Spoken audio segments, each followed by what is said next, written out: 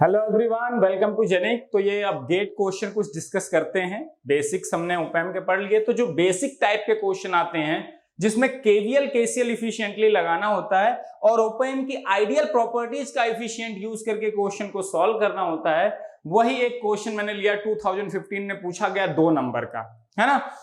अब बहुत लोग होशियार चंद लोग होंगे, ब्रिज की भी प्रॉपर्टी लगा देंगे, बहुत सारी प्रॉपर्टी। केवल केवीएल केसीएल अच्छा हो और ओपैम को आपको पहचानने आता हो कि ये एम्पलीफायर की तरह काम कर रहा है, निगेटिव फीडबैक डोमिनेटिंग है कि नहीं, V plus is equal to V minus कर सकता हूं कि नहीं, अगर ये श्योरिटी के साथ आपने देख लिया सर्किट में, फिर केवीएल केसीएल इफिशिएंटली अगर आपको लगाने आता है तो 2 लाइन के क्वेश्चन है, 2-2 3-3 लाइन के क्वेश्चन अभी मैं सॉल्व करके आपको दिखाऊंगा। ये बहुत ही तो सिंप्लीफाइड सोल्यूशन की तरफ हमें बढ़ना है, थिंकिंग को अपने ब्रॉड करना। तो इस क्वेश्चन से आपको वो सीखने को मिलेगा। तो पहले पॉज करके क्वेश्चन नोट डाउन करो।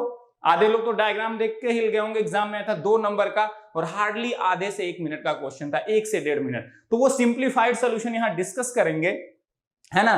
तो केवीएल केसीएल आप कितने इफिशिएंटली लगाते हो, और इन्वर्टिंग टर्मिनल जो माइनस टर्मिनल होता है, मैंने कहा यहां पे केसीएल लगा के 95% क्वेश्चन सॉल्व होंगे अगर ओपैम एम्पलीफायर की तरह काम कर रहा है। अगर निगेटिव फीडबैक डोमिनेटिंग है तो KCL at this negative terminal, inverting terminal will give you the answer of maximum questions and out of 195 question will be solved using KCL at negative terminal। वहां पे लगा के बहुत क्वेश्चन सॉल्व होंगे। तो आप पॉज करके क्वेश्चन को सॉल्व करो, सॉल्यूशन आप निकालो, सोचो, अपनी थिंकिंग को देखो, ट्राई खुद से करो पहले, उसके बाद मैं सॉल्यूशन लूंगा। तो आप देखना आप कौन सी चीज लैग कर रहे थे, कौन सी चीज क्लिक नहीं करी, या आपको सारी चीजें क्लिक करी तो बहुत अच्छी बात है। तो डिस्कस करते हैं, ठीक है। पॉज करके नोट डाउन कर लो। 2015 में ईसी ब्रांच में आया हुआ क्वेश्चन था 2 नंबर का। तो इस तरह के क्वेश्चंस फ्रेम होते रहते हैं ना। अब देखो, सबसे पहले मैंने क्या कहा था, देखो निगेटिव फीडबैक प्रेजेंट है कि पॉजिटिव फीडबैक प्रेजेंट है कि दोनों। अगर केवल एक फीडबैक प्रेजेंट है, आइदर पॉजिटिव और निगेटिव, तो वही ओवरऑल डोमिनेटिंग हो गया, क्योंकि वो चाहे अब कैपेसिटिव नेटवर्क के थ्रू हो, चाहे आर और सी नेटवर्क के थ्रू हो, चाहे रेजिस्टिव नेटवर्क के थ्रू हो, चाहे इंडक्टिव नेटवर्क के थ्रू हो, या आर या एल का मिक्स हो, उससे कोई फर्क नहीं पड़ता। अगर केवल एक ही फीडबैक है, आइदर ऑन नेगेटिव टर्मिनल और on positive terminal, then that negative और positive feedback will be overall dominating feedback. जब दोनों पे फीडबैक मौजूद हो, पॉजिटिव टर्मिनल और नेगेटिव टर्मिनल दोनों पे, तब हम डिसाइड करते हैं कि कौन ओवरऑल डोमिनेटिंग होगा, और उसको डिसाइड करने का तरीका मैंने प्रीवियस लेक्चर्स में बता रखा, ठीक है।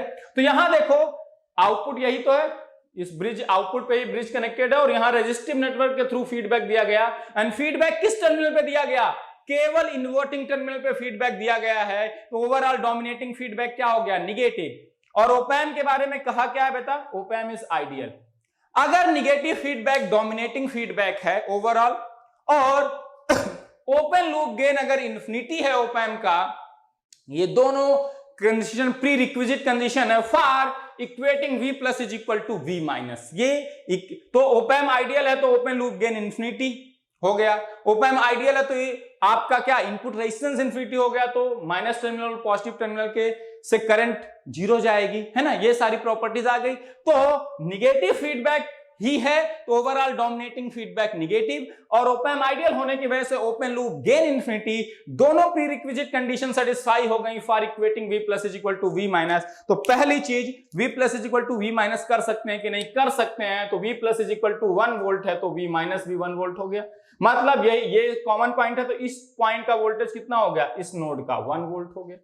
ध्यान से, मैं केवल और केवीएल और केसीएल से यूज करके क्वेश्चन सॉल्व करने वाला हूं, तो पहली कंडीशन सेटिस्फाई होगी। आपको दिखाना है कि कितने सिंप्लीफाइड सॉल्यूशंस पॉसिबल होते हैं बहुत टिपिकल क्वेश्चंस के भी।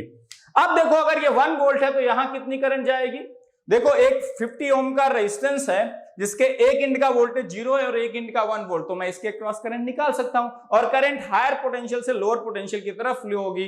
1 माइनस 0/50, अगर मैं इसको मिली एम्पियर में बदलूं तो 20 मिली एम्पियर आएगा।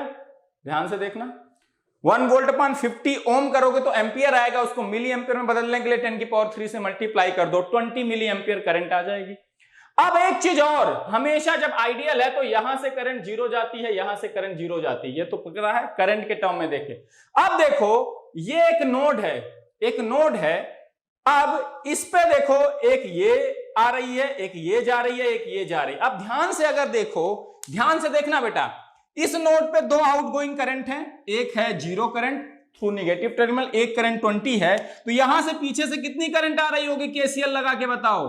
सिंपली 20 मिली एंपियर आ रही होगी कि नहीं? यहां से आई 20, यहां गई जीरो, सारी की सारी 20 यहां से फ्लो हो गई। केसीएल लगाया कि नहीं? मैंने कहा था हमेशा इन्वर्टिंग टर्मिनल पे केसीएल लगाओ, बहुत सारे क्वेश्चन का आंसर मिलने वाला है। तो देखो पहली चीज यहां पे, ये चीज आपको दिखनी चाहिए। बहुत लोग ये सिंपल चीजें यूज नहीं कर पाते। भाई करंट यहां से पता थी तो हमने निकाल लिया, अब यहां से केसीएल लगाया इस टर्मिनल पे, है ना, इस टर्मिनल पे केसीएल सिंपली लगाया, तो यहां करंट तो जीरो जा रही है, यहां करंट जा रही है 20, तो पीछे से आ कितनी रही होगी? ऑब्वियस सी बात है 20 यहां से आई, यहां गई जीरो और यहां गई जीरो और यहां गई 20, तो total incoming is 20, outgoing total 20 plus zero 20 हो गई। तो ये चीज सेटिस्फाई हो गई कि नहीं? तो ये केसीएल बहुत इंपॉर्टेंट होता है। इन्वर्टिंग टर्मिनल पे तो केसीएल लगाया, ये इन्वर्टिंग टर्मिनल नहीं तो है, किससे कनेक्टेड है? इन्वर्टिंग।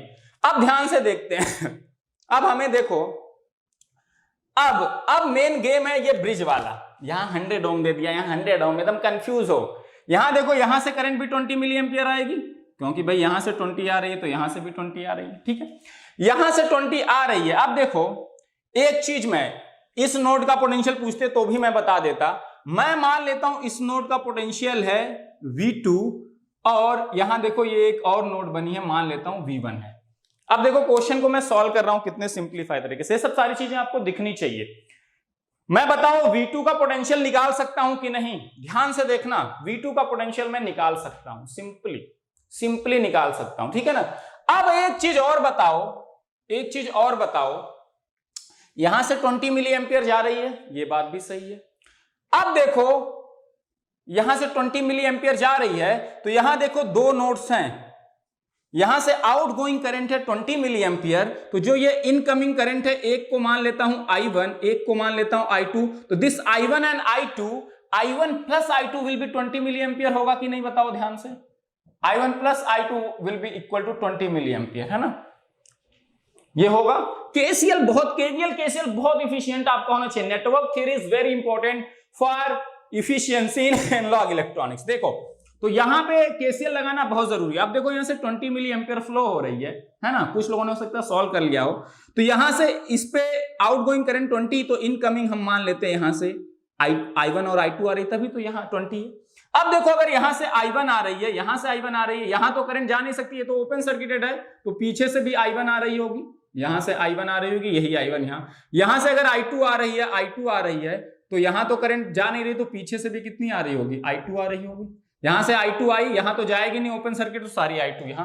तो मतलब इस ब्रांच में I1 करंट है, इस ब्रांच में 251 प्लस डेल्टा में I2 करंट है। अब ध्यान से देखना, इन दोनों नोड्स के बीच में, इन दोनों V1 और V2 नोड्स के बीच में, मुझे V2 कैलकुलेट करने की भी जरूरत नहीं, V1 भी नहीं करने की जरूरत। अगर कैलकुलेट करने की जरूरत पड़ेगी तो मैं कैलकुलेट कर भी लूंगा, ठीक है ना। अब ध्यान से देखना, इस V1 और V2 के इन दोनों नोड के बीच में ये 251 माइनस डेल्टा ओम और 251 प्लस डेल्टा ओम दोनों किसमें कनेक्टेड हैं? सीरीज में, क्योंकि यहां से भी करंट I1 फ्लो हुई, वही I1 यहां से भी, तो सीरीज में करंट सेम फ्लो होती है। मतलब this 251 minus delta and this 251 plus delta R connected in series. Similarly this 251 plus delta and this 251 minus delta between this V1 and V2 between this path where current I2 is flowing, these two are also connected in series. Simply मतलब ये दोनों series में है, ये दोनों series में। अब देखो इन दोनों का सीरीज कॉम्बिनेशन कितने के बराबर हो जाएगा? 251 minus delta plus 251 plus delta. Similarly in दोनों नोड के बीच में जहां I2 करंट फ्लो हो रही है, वहां पे भी इस नोड और इस नोड के बीच में करंट टोटल रेजिस्टेंस कितना हो जाएगा सीरीज में? जो दो रेजिस्टेंस है सीरीज में, 251 plus delta plus 251 minus delta. तो अगर ध्यान से देखो इन दोनों नोड के बीच में यहां पे जो रेजिस्टेंस कनेक्टेड है 251 minus delta and 251 plus delta, इन दोनों नोड के बीच में। सिमिलरली इन दोनों नोड के बीच में इधर वाले पाथ में जो टोटल रेजिस्टेंस कनेक्टेड है वो भी वही है 251 plus delta plus 250 into 1 minus delta, यही तो है। यहां पे भी देखो दिस प्लस दिस है टोटल रेजिस्टेंस इन दोनों नोड के बीच में, और इन दोनों नोड के बीच में दिस प्लस दिस, और this plus this is same as this plus this, है कि नहीं? मतलब क्या हुआ? दो नोड्स हैं, दो नोड्स के बीच में यहां पे इन दोनों नोड्स के बीच में, ये दोनों नोड क्या है, V1 एंड V2, दो नोड्स हैं। अगर ध्यान से देखो, मैं अगर बना दूं this node is V1 and this node is V2, आपको ब्रिज में दिखने में दिक्कत हो रही होगी, तो इन दोनों नोड्स के बीच में एक रेजिस्टेंस आया क्या, 250, पहला 1 minus delta plus 250 1 plus delta, जहां से करंट कितनी पास हो रही थी बेटा, I1, यही तो हुआ इन दोनों नोड्स के बीच में, V1 और V2। और सिमिलरली एक और रेजिस्टेंस कनेक्टेड है V1 और V2 के बीच में, यहां पे इस पाथ में कितना, 251 प्लस डेल्टा है ना, यहां पे कितना कनेक्टेड है, 251 plus delta plus 251 minus delta connected है, और यहां से कितनी करंट फ्लो हो रही है, I2। और ये I1 plus I2 is nothing but equal to क्या, I। अब यहां पे इस नोड पे ध्यान से देखो, इस नोड पे यहां पे दो आउटगोइंग करंट है, यहां से I1 और यहां से कितनी, I2, तो यहां से एक इनकमिंग करंट होगी कि नहीं, this I will be equal to 20 milli ampere, क्योंकि यहां से करंट आई 20 मिली एम्पियर और I1 यहां चली गई और बाकी बची I2 यहां चली गई, यही तो है।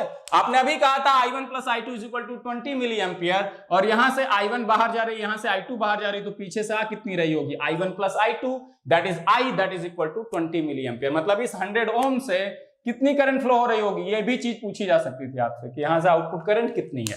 सिंपली केवीएल केसीएल लगाना है, कुछ नहीं करना है बेटा। तो ध्यान से, ये I1 इधर, ये I1, यही I1 प्लस I2 ये 20 मिली एम्पियर के बराबर है, तो यहां से 20 आई होगी, यहां I1 गया होगा, यहां I2, दो ही तो पाथ थे, तो यहां से I1 यहां से I2, तो यहां से कितनी आ रही होगी, 20। अब ध्यान से अगर मैं देखो इसको दिखाऊं, तो इस नोड पे करंट इंटर कर रही है 20 मिली एम्पियर, I2 यहां चली गई, I1 यहां चली गई, दो पैरेलल पाथ में डिवाइड हो गई, ये दोनों पैरेलल में है कि नहीं, दोनों, ये resistance 251 plus delta and 250 plus 251 minus delta is connected between V1 and V2, same between same terminals there is another resistance connected 251 minus delta plus 251 plus delta। तो ये दोनों किसमें है, ये दोनों रेजिस्टेंस पैरेलल में है, और दोनों रेजिस्टेंसेस की वैल्यू अगर ध्यान से देखो सेम है, 250 into 1 plus delta plus 250 into 1 minus delta, यहां भी देखो 250 into 1 plus delta plus 250 into 1 minus delta, तो दो पैरेलल में रेजिस्टेंस कनेक्टेड हैं, और उन रेजिस्टेंसेस की वैल्यूज भी क्या है बेटा, उन रेजिस्टेंसेस की वैल्यूज भी क्या है, सेम है। तो करंट पैरेलल में करंट क्या होती है, डिवाइड होती है according to current division rule, और अगर पैरेलल में रेजिस्टेंसेस सेम हो जाए तो करंट इक्वली डिवाइड होती है। तो बताओ 20 यहां कितनी जाएगी, 10 मिली एम्पियर, और यहां भी कितनी जाएगी, 10 मिली एम्पियर। इसका मतलब क्या है, I1 is equals to I2 is equals to क्या, 10 मिली एम्पियर हो गया, क्योंकि पैरेलल में I1 और I2 पैरेलल रेजिस्टेंसेस के क्रॉस फ्लो हो रही हैं, और parallel resistances are same, when parallel resistances are same then currents will be equal, currents will be equal, है ना, सिंपली करंट इक्वली डिवाइड होगी तो 10 मिली एम्पियर। अब देखो ये I1 की वैल्यू आ गई, यहां से कितनी करंट फ्लो हो रही है, 10 मिली एम्पियर इस डायरेक्शन में, यहां से भी करंट कितनी फ्लो हो रही है, 10 मिली एम्पियर इस डायरेक्शन में। बैठे बैठे कुछ नहीं किया, केवीएल केसीएल ऑब्जर्व किया, अब कुछ नहीं करना बेटा, डेल्टा की वैल्यू पता है। अब देखो मैं एक इस लूप में घूम जाऊं, मेरा आंसर आ जाएगा। देखो I1 अगर इस डायरेक्शन में है तो ये प्लस माइनस इस डायरेक्शन में पोटेंशियल देगा, I2 अगर इस डायरेक्शन में है तो ये प्लस होगा, ये माइनस। अब मैं इस लूप में घूम जाऊं तो V0 की वैल्यू, यही तो पूछी है, घूमते हैं, प्लस माइनस क्या होता है, minus, plus minus minus, minus पे जा रहा हूं ना, plus minus minus I1 into क्या, this resistance, plus minus minus I1 into this resistance is nothing but what, 250 into 1 minus delta. ठीक है, अब मूव किए, प्लस माइनस, फिर यहां पे आ गए, plus minus minus V0, plus minus minus V0। ठीक है, फिर आए यहां पे माइनस प्लस, अब यहां पे आए तो माइनस प्लस, और यहां पे लूप खत्म हो गया, यहां से स्टार्ट किए थे यहीं पे जाके खत्म, माइनस प्लस कितना, I2 into this 251 plus delta, plus minus plus plus I2 into कितना, 251 प्लस डेल्टा। ठीक है ना।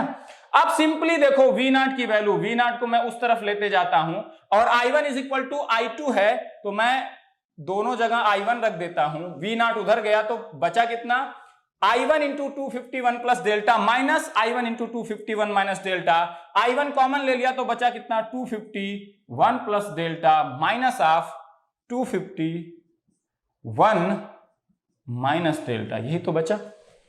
यहां से 251 प्लस डेल्टा बचा, I1 कॉमन, यहां से माइनस 250। अब यहीं से आंसर आ जाएगा, I1 रहने देते हो, I1 की वैल्यू पता है, 250 इंटू 1 -250 कितना, -250 इंटू 1 क्या 0 हो जाएगा। 250 डेल्टा यहां से बचा, 250 डेल्टा यहां से बचा, माइनस माइनस प्लस 250 डेल्टा यहां से बचा, है ना। अब देखो ये आ गया 500 डेल्टा इंटू I1, सबकी वैल्यू पता है, देखो 500 डेल्टा की वैल्यू, और जो ये रेजिस्टेंस है बेटा 500 डेल्टा क्या है, ये रेजिस्टेंस है, क्योंकि 250 इंटू 1 प्लस डेल्टा ये रेजिस्टेंस ओम में है, तो वोल्टेज को वोल्ट में निकालने के लिए करंट को क्या लेना पड़ेगा, एम्पियर में, जबकि मैंने मिली एम्पियर में निकाला है, ध्यान देना। 500 इंटू डेल्टा की वैल्यू कितनी दिया है, 0.05 इंटू 10 मिली एम्पियर को मैंने पहले एम्पियर में बदल दिया, 10 इंटू 10 की पावर -3 एम्पियर हो गया। अब ये जो आंसर आया वोल्ट में, और बाद में मुझे भरना है मिली वोल्ट में, तो मैं इसको मिली वोल्ट में कन्वर्ट कर लूंगा, है ना। ध्यान देना, ये रेजिस्टेंस ओम में सारे लिए हो, 250 into 1 minus delta, 250 into 1 plus delta, these are in ohm, तो करंट को तुम एम्पियर में ले लो, ohm into ampere is volt, फिर उसको मिली वोल्ट में बदल लेंगे, ठीक है ना। तो यहां से देखो ध्यान से, यहां 10 की पावर 2, 10 की पावर 3 ये कैंसिल, 5 इंटू 0.05 बच गया वोल्ट, 5 बच्चे 25, ये आ गया 0.25 वोल्ट, और इसको अगर मिली वोल्ट में बदलोगे तो 250 milli volt is the answer. यहां क्या भरा जाएगा answer, 250 milli volt, 250 milli volt simply is the answer, 250 milli volt is the answer simply, है ना। तो केवल केवीएल और केसीएल था बेटा, यहां की करंट अगर मुझे पता चल गई, यहां की करंट पता चल गई, तो ये रेजिस्टेंस पता है, इस लूप में घूम के ये ओपन सर्किट वोल्टेज मैं निकाल सकता हूं। यहां से आपको V2 की वैल्यू भी पूछी जा सकती थी, इस नोड का वोल्टेज बता सकते हो कि नहीं, V2 की वैल्यू मैं पूछ लूं, V1 की वैल्यू मैं पूछ लूं, बता सकते हो कि नहीं, कुछ भी पूछा जा सकता था। वो देखो क्या क्या पूछ सकते थे। अब देखो ये 1 वोल्ट पता है, इससे करंट पता है, तो ये वोल्टेज प्लस माइनस में बता सकता हूं, क्योंकि करंट प्लस से माइनस की तरफ फ्लो होगी, तो 100 ओम इंटू 20 मिली एम्पियर ये मिली वोल्ट में आएगा। तो अगर इसको वोल्ट में बदलना है तो क्या करोगे, इसको किलो ओम में ले लोगे, तो ये 0.1 kilo ohm 20 milli ampere into 0.1 kilo ohm is nothing but 2 volt, milli ampere into क्या, मिली एम्पियर इंटू क्या, kilo ohm will give you the voltage. अब देखो ये प्लस माइनस 2 वोल्ट की बैटरी है, जिसका माइनस इंड कहां से कनेक्टेड है, 1 वोल्ट से। देखो यही तो माइनस इंड है, ये किससे कनेक्टेड है, इस पॉइंट का वोल्टेज कितना है, 1 वोल्ट। तो 2 वोल्ट की बैटरी है जिसका माइनस इंड अगर 1 वोल्ट से कनेक्टेड है, तो प्लस इंड हमेशा बढ़ जाता है माइनस इंड के रिस्पेक्ट में कितने वोल्ट से, जितने वोल्ट की बैटरी है। तो माइनस इंड 1 वोल्ट, तो प्लस इंड 2 वोल्ट से बढ़ जाएगा माइनस इंड के रिस्पेक्ट में, 1 प्लस 2 कितना हो जाएगा, V2 की वैल्यू अगर मुझसे पूछता 3 वोल्ट। सिंपली नेटवर्क थियरी, ये सारा मैंने जब डायोड पढ़ाया आपके ईडीसी में, डीसी एनालिसिस, बीजेटी पढ़ाया डीसी एनालिसिस, मॉसफेट पढ़ाया डीसी एनालिसिस, क्रैश कोर्स में अवेलेबल है। कि उस जगह पे इफिशिएंटली नेटवर्क थ्योरी कैसे एनालॉग में यूज करना, मैंने ये चीज सिखाई है बार बार। जब भी आपको बैटरी का वोल्टेज पता हो और उसके एक इंड का पोटेंशियल पता हो, तो दूसरे इंड का सिंपली निकाल सकते हो। माइनस इंड का पोटेंशियल प्लस इंड के रिस्पेक्ट में घट जाता है कितने अमाउंट से, जितना बैटरी का पोटेंशियल है, और प्लस इंड का पोटेंशियल बढ़ जाता है माइनस इंड के रिस्पेक्ट में कितने वोल्ट से, जितने वोल्ट की बैटरी है। तो माइनस इंड का पता हो तो प्लस इंड का लिख सकते हो, प्लस इंड का पता हो तो माइनस इंड का लिख सकते हो ना। ये 3 वोल्ट हो गया, है ना, 3 वोल्ट हो गया। आपसे यहां का V0 भी पूछा जा सकता था, यहां का V0 बताओ, कितने लोग यहां का V0 बता सकते हैं, बताइए। यहां का V0 निकालिए, ये तो क्वेश्चन आपसे ये पूछ दिया गया था प्लस, मान लो यहां से V0 O1 पूछ देता, ये वाला V0 बताइए, कितने लोग बता सकते हैं, है ना। अब देखो ध्यान से, V2 मुझे पता चला गया तो V1 मैं निकाल सकता हूं, क्यों, क्योंकि ये वाली करंट मुझे पता है, ये वाली करंट मुझे क्या है, पता है। तो इस रेजिस्टेंस के क्रॉस में वोल्टेज निकाल लूंगा, इस रेजिस्टेंस के, देखो ध्यान से, यही तो है, ये 10 मिली एम्पियर फ्लो हो रहा है, और टोटल रेजिस्टेंस क्या है, ये V2 की वैल्यू आपने पता कर ली 3 वोल्ट। अब अगर इस रेजिस्टेंस के क्रॉस मुझे वोल्टेज पता चल जाए तो मैं V1 निकाल सकता हूं, वही सेम कॉन्सेप्ट यूज करके। एक इंड का पोटेंशियल पता हो बैटरी के, तो दूसरे इंड का फाइंड आउट कर सकता हूं। तो देखो यहां पे पोटेंशियल प्लस माइनस कितना हो जाएगा, ये देखो रेजिस्टेंस कितना 250 माइनस 250 डेल्टा, 250 प्लस 250 डेल्टा, ये 500 ओम आया, या इसको 0.5 किलो ओम बता सकते हैं। तो इस रेजिस्टेंस के क्रॉस वोल्टेज आ गया 10 milli ampere into 0.5 kilo ohm, है ना। तो ये आ गया प्लस माइनस 5 वोल्ट, ये आ गया प्लस माइनस 5 वोल्ट। अब देखो इस रेजिस्टेंस के क्रॉस प्लस माइनस 5 वोल्ट है, प्लस इंड कहां से कनेक्टेड है इस रेजिस्टेंस का, V1 वोल्ट से और माइनस इन कहां से कनेक्टेड है V2। ये प्लस माइनस 5 वोल्ट की बैटरी है जिसका माइनस इन कनेक्टेड है 3 वोल्ट से, तो प्लस इन का पोटेंशियल माइनस इन के रिस्पेक्ट में कितने वोल्ट से बढ़ जाता है, जितने वोल्ट की बैटरी है तो माइनस इन का 3 और बैटरी का पोटेंशियल 5 है तो प्लस इन 5 वोल्ट से बढ़ जाएगा विद रिस्पेक्ट टू माइनस इन, तो 3 + 5 V1 की वैल्यू कितनी आ गई, 8 वोल्ट आ गई। V1 की वैल्यू कितनी आ गई बेटा, 8 वोल्ट आ गई। V1 की वैल्यू मैंने 8 वोल्ट निकाल ली, ठीक है।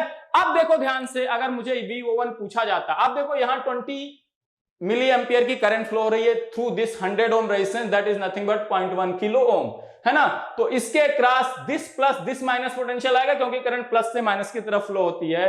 0.1 kilo ohm into 20 milli ampere is nothing but 2 volt, ठीक है, 2 वोल्ट आ गया, ठीक है। अब देखो एक प्लस माइनस 2 वोल्ट की बैटरी है जिसका माइनस इंड कहां से कनेक्टेड है, यही तो माइनस इंड है इस रेजिस्टेंस, ये बैटरी का यही तो माइनस इंड है, ये प्लस इंड है। माइनस इंड कनेक्टेड है इससे V1 से, दैट इज 8 वोल्ट से कनेक्टेड है, तो प्लस इंड का पोटेंशियल माइनस इंड के रिस्पेक्ट में बढ़ जाता है कितने अमाउंट से, जितने वोल्ट की बैटरी है, तो माइनस इंड का 8 वोल्ट, प्लस इंड बढ़ेगा 2 वोल्ट से with respect to minus end, तो 8 + 2 इस इंड का पोटेंशियल और यही VO1 है, कितना हो गया 10 वोल्ट। आपसे VO1 पूछ देता तो भी आपको निकालने आना चाहिए था ना 10 वोल्ट, ये भी पूछा जा सकता था। तो KVL KCL, how efficiently you are going to apply this KVL and KCL, that will give you the result efficiently, है ना। तो इस क्वेश्चन में मुझे यही सिखाना था कि सबसे इंपॉर्टेंट जहां से स्टार्ट करना है कि V+ = V- कर सकते हैं कि नहीं, और उसके बाद सबसे पहली चीज KCL एट निगेटिव टर्मिनल आपको लगाना ही लगाना है, वहां से बहुत कुछ मिलेगा। यहां KCL लगाते ये करंट मिल गई, ये करंट मिल गई, और ये दोनों पैरेलल में, ये मैंने प्रूफ कर दिया, तो 20 डिवाइड होके यहाँ 10, और जैसे यहाँ की करंट आ गई, यहाँ की करंट इस लूप में घूम के मैंने V0 निकाल लिया। और अगर ये करंट सारी पता है तो इसके क्रॉस वोल्टेज पता है, यहाँ से यहाँ निकाल लिया, इसके क्रॉस करंट पता है तो V1 निकाल लिया, V1 निकाल लिया तो इसके क्रॉस करंट पता है तो ये VO1 निकाल लिया सिंपली। और ऐसे भी निकाल सकते हो भाई, इसके क्रॉस करंट पता है, इसके एक इंड का पोटेंशियल पता है रेजिस्टेंस का, तो करंट इज इक्वल टू क्या होती है, प्लस इंड का पोटेंशियल माइनस इंड का potential divided by R is the current through a resistance, वहां से भी V1 आ जाता। वही चीज मैं कर रहा हूं और कुछ नहीं। यहां पे अगर भी 20 मिली एम्पियर की करंट थी तो यहां से यहां की तरफ थी, तो क्या होती current, 20 milli ampere is nothing but VO1 plus end का potential VO1 minus 8 divided by R this 100, है ना। और यही किलो ओम में बदल देते क्योंकि करंट मिली एम्पियर में, तो देखो यहां से आता क्या 2 और V1 = 8 + 2 10 आ जाता कि नहीं, V1 = 10। वही चीज है, किसी रेजिस्टेंस से करंट क्या होती है, करंट प्लस से माइनस टर्मिनल की तरफ फ्लो होती है, तो प्लस इनका पोटेंशियल रेजिस्टेंस के माइनस इनका V + -V -R is the current through a resistance, यही होता है। वही कॉन्सेप्ट यूज करके मैंने सारी चीजें करी। तो ये ब्रिज दिया था, तो इसमें ये नहीं कि ब्रिज बैलेंस है अनबैलेंस है, this upon this is equal to this upon this, ये सब करने की कोई जरूरत ही नहीं है, कुछ भी जरूरत नहीं है। सिंपली बैलेंस ब्रिज है नहीं है उससे कोई मतलब नहीं। ये ओपन सर्किटेड है तो यहां से तो करंट नहीं जाएगी, तो जो यहां की करंट है वही यहां की करंट है सिंपली, और वो दोनों करंट इक्वल है अनइक्वल है, ये आपको प्रूफ करना था सिंपली, है ना, सिंपली, है ना। कुछ भी कर सकते थे। यहां पे क्वेश्चन में ट्रिक और क्या देते थे, यहां देखो ध्यान से, ये दोनों रेजिस्टेंस का समेशन सेम आ जा रहा है। अब अगर ऐसा नहीं करके मान लो यहां 1 + डेल्टा और यहां 1 - डेल्टा दोनों जगह दे देते, लेट्स से यहां पे 1 - डेल्टा दोनों तरफ दे दिया, यहां 1 + डेल्टा, तो डेल्टा की वैल्यू तो पता है, तो यहां का टोटल रेजिस्टेंस मुझे पता चल जाता कितना, ये पता चल जाता, और यहां का टोटल रेजिस्टेंस ये पता चल जाता, ठीक है ना।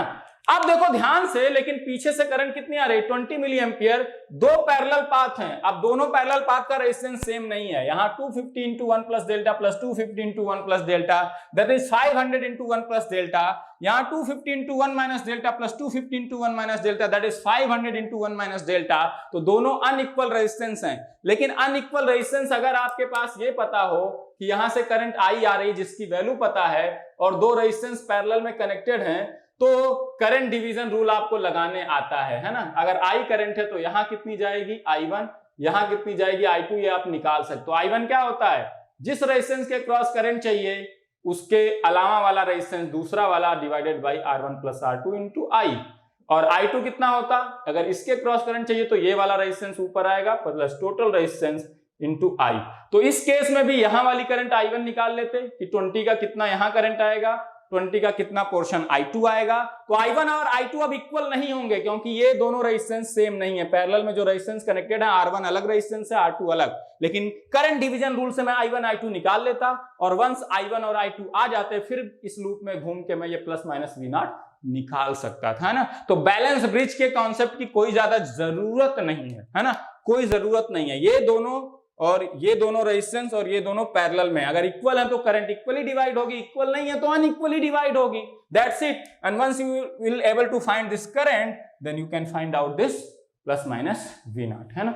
You can find out this plus minus V0। फिर सबकी वो वैल्यू चेंज हो जाएंगी। ये 8 वोल्ट की जगह हो सकता है कुछ और आए, है ना, यहां वाला कुछ और आए, है ना, अकॉर्डिंगली, ठीक है ना।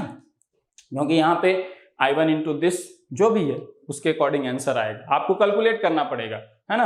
अब ये करंट I1 की वैल्यू आएगी तो ये वाला टोटल वोल्टेज कितना है और उसके बाद ये V2 पता है तो V1 पता चलेगा। V1 पता चलेगा तो ये तो करंट 20 ही है क्योंकि यहां से 20 है, यहां से भी 20 है, वही I1 प्लस I2 है ना। अभी क्या था, इक्वली डिवाइड हो रहे थे तो I1 is equal to I2 था। अगर अनइक्वली डिवाइड होते तो I1 हो सकता था 12 आता, I2 हो सकता है 8 आता, या I2 आता 12, I1 आता 8। दोनों का समेशन तो 20 मिली एम्पियर हमेशा रहेगा क्योंकि यहां से 20 जा रहा है तो यहां से I1 आ रहा है, यहां से I2, तो I1 plus I2 will be equal to 20 definitely, है ना। तो केवीएल केसीएल ध्यान से देखा करो, कहां पे क्या है, कैसे है, कौन सीरीज में है, कौन पैरेलल में है। तो ये सारी चीजें नेटवर्क में आप बहुत प्रैक्टिस करते हो तो उसको देख के आपको पता चलना चाहिए। हार्डली आधे से 1-1.5 मिनट का क्वेश्चन है जिसका केवीएल केसीएल इफिशिएंट है। और पहली चीज हमेशा V plus is equal to V minus कर सकते हैं कि नहीं, और निगेटिव टर्मिनल पे केसीएल फर्स्ट स्टेप होना चाहिए। जैसे केसीएल निगेटिव टर्मिनल पे लगाओगे बहुत सारी चीजें आपको खुल जाएंगे कि अब आगे कैसे बढ़ूं, आपको ओपनिंग मिल जाएगी और उसके बाद आपकी थिंकिंग एबिलिटी पे है कि आप कितना इजीली क्वेश्चन को सॉल्व करते हैं, ठीक है। तो इसी तरह के किसी और क्वेश्चन के साथ फिर मिलेंगे, किसी ट्रिकी क्वेश्चन के साथ with simplified solution and with justification of everything। तो आपको ये सब सारी चीजें ऑब्जर्व करने आनी चाहिए, ठीक है। तो मिलते हैं फिर नेक्स्ट लेक्चर में। तो इसके क्या क्या वेरिएंस हो सकते थे, VO1 पूछ सकता था, V1 पूछ सकता था, V2, सारे वेरिएंस मैंने समझा दिए। तो आप उसकी थिंकिंग एबिलिटी बढ़ाओ, केवल क्वेश्चन में जो गेट में पूछा गया है उसी को सॉल्व मत किया करो, क्या और पॉसिबिलिटीज हो सकती हैं। अगर ये पूछ देता तो मैं इसी से कैसे ये निकालता, ये पूछ देता तो मैं कैसे निकालता। VO1 बहुत केस में ओपन का जस्ट यहाँ वाला आउटपुट पूछते हैं, पूछ देते तो कैसे निकालते, है ना। तो this should be your thinking, है ना। ऐसे थिंकिंग आपकी होनी चाहिए। तो एक ही क्वेश्चन से बहुत सारी पॉसिबिलिटीज जो पॉसिबल है सॉल्व करो, आपकी थिंकिंग ब्राइडन होगी, ब्रॉड होगी, तो आपको आगे वो बहुत काम आएगा। मिलते हैं फिर नेक्स्ट लेक्चर में। Thank you very much.